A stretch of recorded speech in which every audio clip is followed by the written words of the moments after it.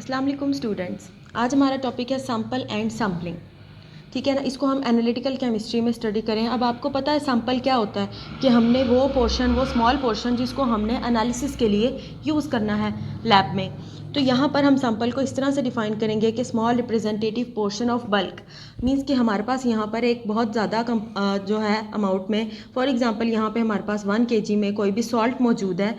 ठीक है, तो इस सॉल्ट में से आपने 1 ग्राम निकाल लिया है। ठीक है, तो उसको आप कह देंगे कि ये हमारा यहाँ पर जो है सैम्पल है। 1 ग्राम ले लें या इससे भी कम अमाउंट यहाँ से आप निकाल लेंगे तो उसको आप कह देंगे कि वो हमारे पास यहाँ पर सैम्पल है। तो ओवरऑल 1 kg में से 1 ग्राम का जो वो पोर्शन होगा उसको हम सैम्पल कहेंगे, जो कि इस पूरे 1 kg के जो सॉल्ट को रिप्रेजेंट कर रहा है उसको हम यहाँ पर क्या कहेंगे, सैम्पल कहेंगे। तो sample is the small representative portion of the bulk.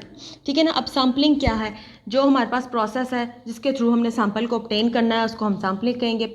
Process of obtaining sample is known as sampling. ठीक है, अब हमारे पास सैम्पल एंड सैम्पलिंग तो हो गया। अब नेक्स्ट हम यहाँ पर हम देखेंगे कि हमारे पास सैम्पल कितनी तरह के होते हैं। हमारे पास सॉलिड फॉर्म में भी सैंपल मौजूद होते हैं, लिक्विड फॉर्म में भी सैंपल मौजूद होते हैं और गैशियस फॉर्म में भी सैंपल मौजूद होते हैं। तो अगर हमारे पास कोई भी सैंपल आ जाए जो कि सॉलिड फॉर्म में है तो हम क्या करेंगे, तो सैंपल के लिए जो है सबसे पहली और इम्पॉर्टेंट चीज़ ये है कि सैंपल हमारे पास जिसको हमने एनालाइज करना है वो होमोजीनियस होना चाहिए।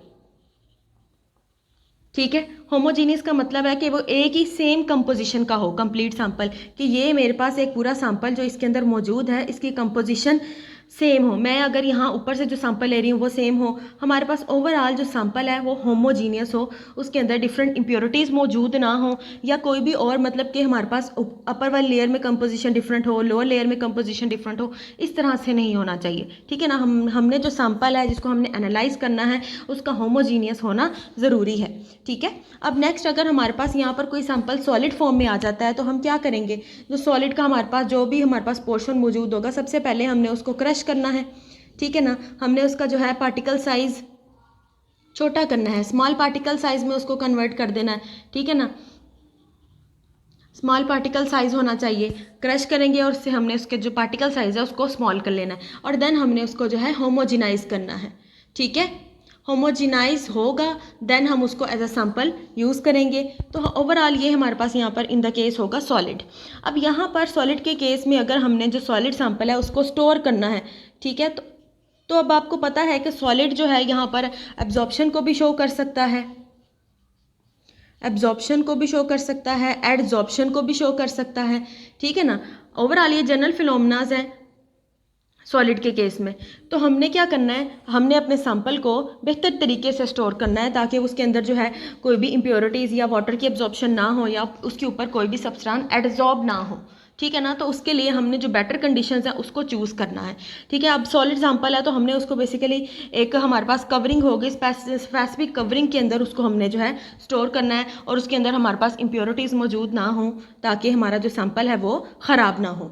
In the case of liquid, तो लिक्विड भी अगर हमारे पास कोई लिक्विड सैंपल मौजूद है तो उसका भी हमारे पास यहाँ पर 1 फेज़ में होना ज़रूरी है। 1 फेज़ का मतलब है कि वो मिक्सचर ना हो। अब फॉर एग्जांपल हमारे पास अगर कोई सैंपल आया है, लिक्विड सैंपल है, तो वो मिक्सचर है, वाटर है, उसके अंदर वाटर भी मिक्स है, उसके अंदर जो है अल्कोहल मिक्स है या उसके अंदर कोई भी ऑयल मिक्स है, तो उसकी फेजेस डिफरेंट हो जाएंगी हमारे पास। अगर वाटर एंड ऑयल का, अब जब हम मिक्सचर बनाते हैं, वाटर हो और ऊपर हमारे पास ऑयल हो, तो ऑयल क्या करता है, ऊपर अपनी लेयर बना लेता है, तो वो हमारे पास होमोजीनियस मिक्सचर नहीं होगा और ना ही वो 1 फेज़ में होगा।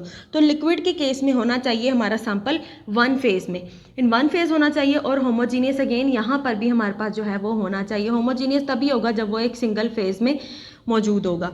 ठीक है ना, अब लिक्विड की प्रॉपर्टीज़ यहाँ पर क्या होती हैं, लिक्विड इवेपोरेशन को शो करता है। ठीक है ना, तो इसकी स्टोरेज के लिए भी हमें जो है स्पेसिफिक जो है मेथड्स को यूज़ करना पड़ेगा ताकि हम इवेपोरेशन को अवॉइड कर सकें। हम ऐसा ना हो कि हमने एक सैंपल लिया है जो थोड़ी देर में इवेपोरेट हो गया, इस तरह से सैंपल तो हमारा ख़त्म हो जाएगा। तो हमने क्या करना है, जो सैंपल है, जो लिक्विड मौजूद है, उसको भी स्टोरेज करने के लिए हमने जो है स्टोरिंग स्पेसिफिक मेजर्स को हमने यूज़ करना है, उसको कवरिंग, स्पेसिफिक कवरिंग करेंगे। ये डिपेंड करता है कि हमने कौन सा सैंपल लिया है। ठीक है, अब अगर आप कोई भी ईथर लेते हैं तो ईथर जो है थोड़ी देर में इवेपोरेट हो जाएगा अगर आपने उसको ओपन रखा तो इसके लिए आपको स्पेसिफिक जो है मेजर्स को यूज़ करना पड़ेगा टू स्टोर लिक्विड सैंपल। इसी तरह से अगर आप गैशियस सैंपल यूज़ करते हैं तो यहाँ भी हमने जो है होमोजीनियस मिक्सचर को यूज़ करना है।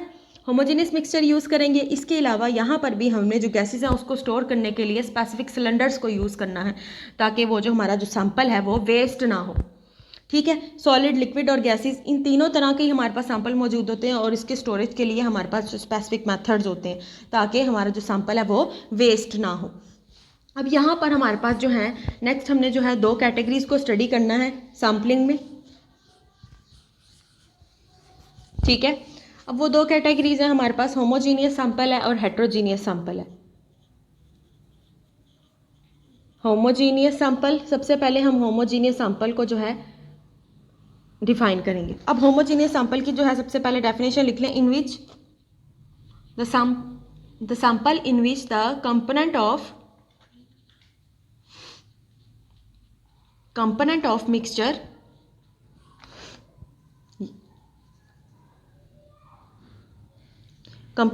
मीन्स के वो मिक्सचर जो कि हमारे पास जो है सैंपल बनाएगा इज यूनिफॉर्मली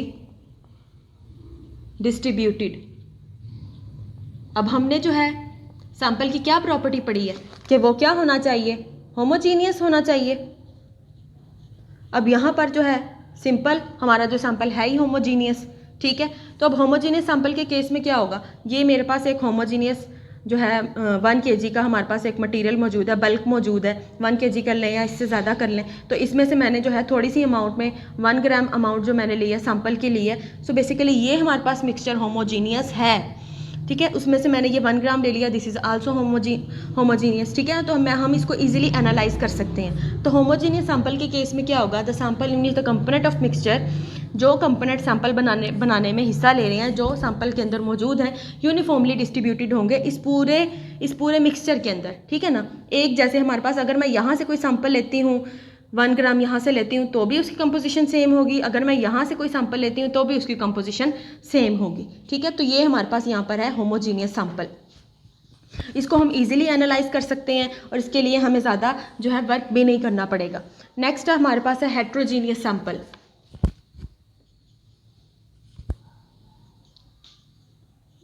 हेट्रोजीनियस सैंपल, अब हेट्रोजीनियस सैंपल में क्या होगा, इन विच the component of mixture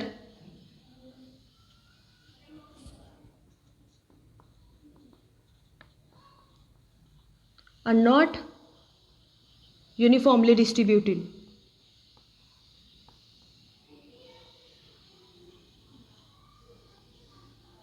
ठीक है, अब यहाँ पर हमारे पास जो है यूनिफॉर्म डिस्ट्रीब्यूशन नहीं होती। अब फॉर एग्जांपल हमारे पास यहाँ पे बल्क में एक सब्सटेंस मौजूद है।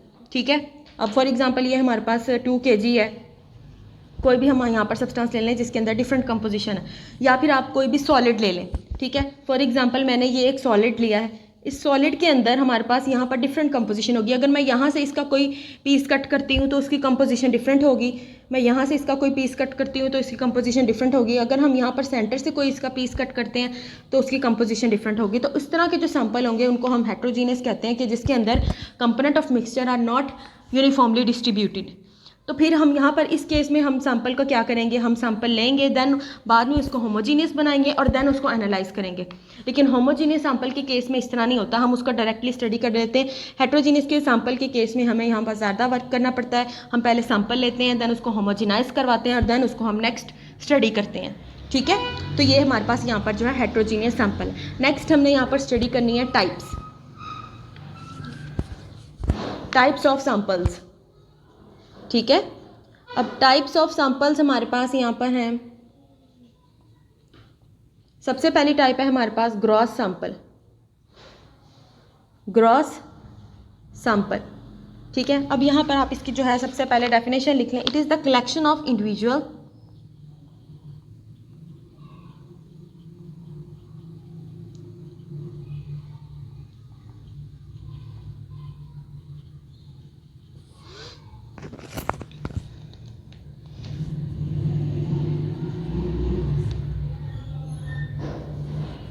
अच्छा जी, simple collection of individual units होते हैं। अब फॉर एग्जांपल यहाँ पर अगेन मैं यहाँ पर कोई सॉल्ट ले लेती हूँ। ठीक है, मेरे पास ये यहाँ पर 1 kg का ही सॉल्ट मौजूद है कोई, ठीक है। फॉर एग्जांपल यहाँ पर हमने ले लिया सोडियम क्लोराइड NaCl।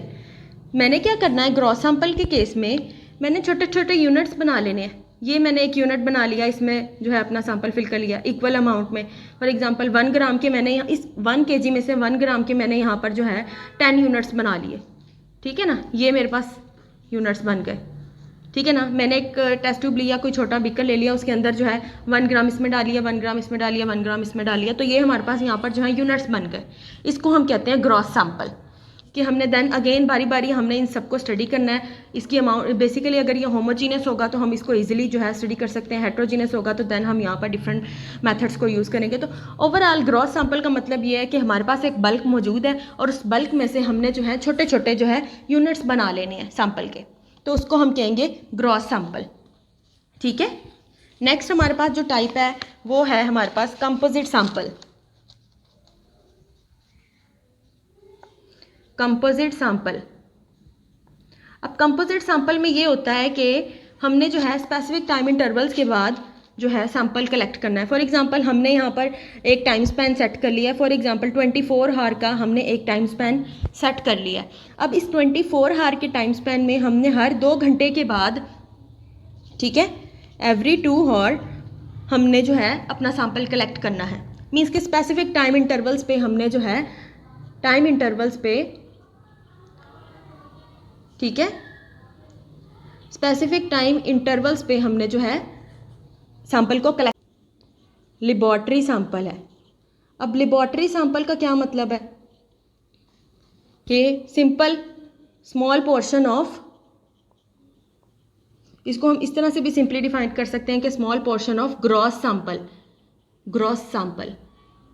अब ग्रॉस सैंपल क्या था, हमारे पास एक बल्क मौजूद था, उस बल्क में से हमने छोटे छोटे यूनिट्स को अलग कर लिया था जो कि होमोजीनियस थे, ठीक है ना। उसको हमने क्या कहा, ग्रॉस सैंपल। अब उस ग्रॉस सैंपल का एक पोर्शन हमने ले लेना है एनालिसिस के लिए, जिसको हम कहते हैं लेबोरेटरी सैंपल, ठीक है। और उसके बाद सिंपल एनालिसिस, एनालिसिस सैंपल है। अब एनालिसिस सैंपल का मतलब ये है कि ये जो लेबोरेटरी जो सैंपल हमने लिया है इसके अंदर से हमने एक छोटा सा पोर्शन ले लेना है जिसको हम एनालिसिस के लिए यूज़ करते हैं। अब आपको पता है कि हम एनालिसिस जब करवाते हैं तो हम बहुत छोटा सा ज़र्रा, ठीक है ना, इतना सा हम पोर्शन लेंगे, ठीक है ना, 0.0001 ग्राम लेंगे, ठीक है ना, एक बहुत छोटी सी अमाउंट, बेसिकली एक पिंच लेंगे जिसको हम एनालिसिस के लिए जो है यूज़ करते हैं, ठीक है। सो ओवरऑल ये हमारे पास यहाँ पर जो है सैम्पलिंग का मेथड है कि डिफरेंट तरीक़ों से हमने सैंपल को कलेक्ट किया है और उस कलेक्शन के बाद हमने क्या करना है, लेबोरेटरी सैंपल बनाना है और लेबोरेटरी सैंपल को हमने जो है एनालिसिस सैंपल उसके अंदर से जो है हमने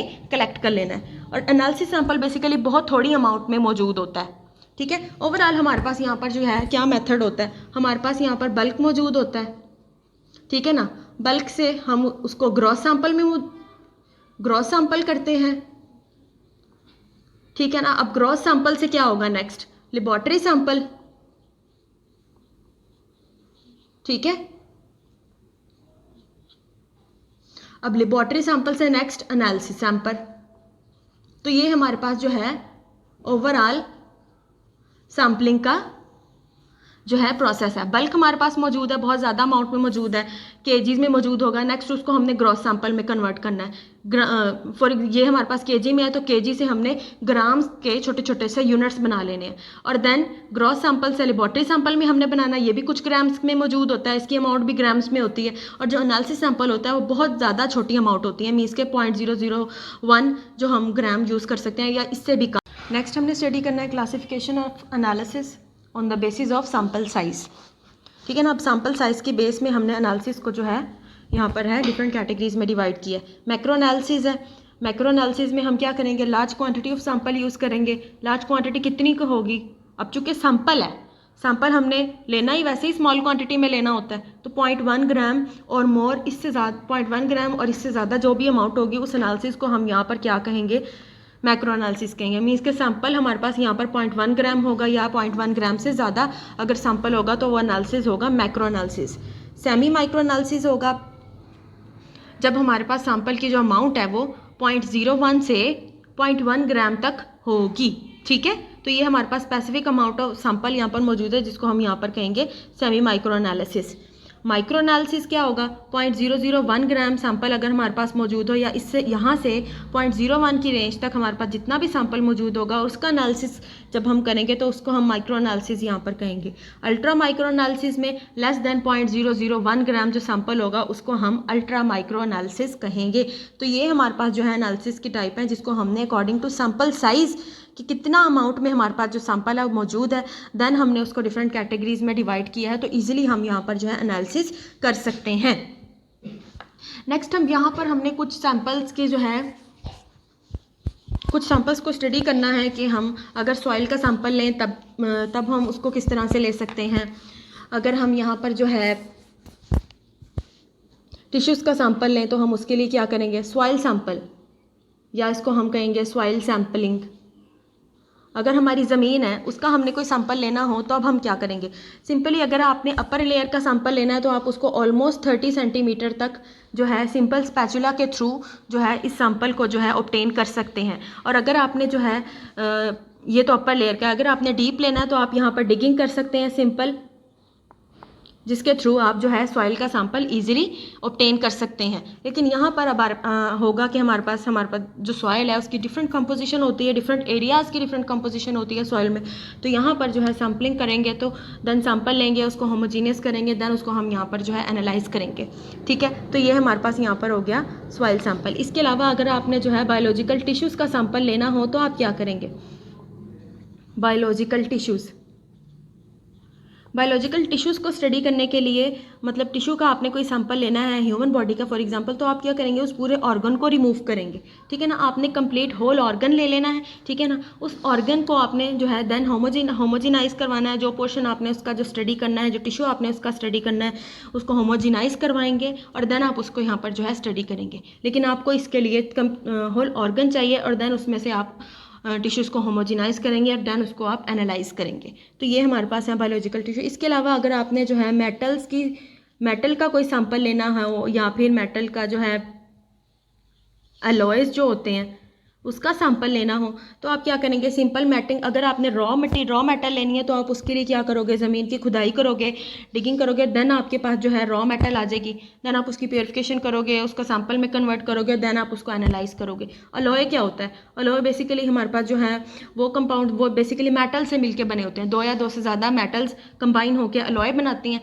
तो जब आप अलॉय का सैंपल लोगे तब आपने इसका जो है स्पेसिफिक पार्ट कट कर लेना है और उसको देन एनालाइज करना है। मेटल के केस में भी इसी तरह से होगा कि आपके पास एक मेटल का जो हमारे पास टुकड़ा होगा उसके अंदर से जो है आपने जो है स्पेसिफिक अमाउंट को स्टडी कर लेनी है। लेकिन इस केस में मेटल के केस में हमारे पास यहाँ पर ये हो सकता है कि कंपोजिशन डिफरेंट हो, हेट्रोजीनियस सैंपल हो हमारे पास। तो हेट्रोजीनियस को देन आप कन्वर्ट करेंगे होमोजीनियस में और देन आप उसको जो है एनालाइज करेंगे। तो इस तरह से जो है हम डिफरेंट जो है सैंपल्स को कलेक्ट कर सकते हैं, सैम्पलिंग कर सकते हैं और देन उसको हम एनालिसिस के लिए यूज़ कर सकते हैं।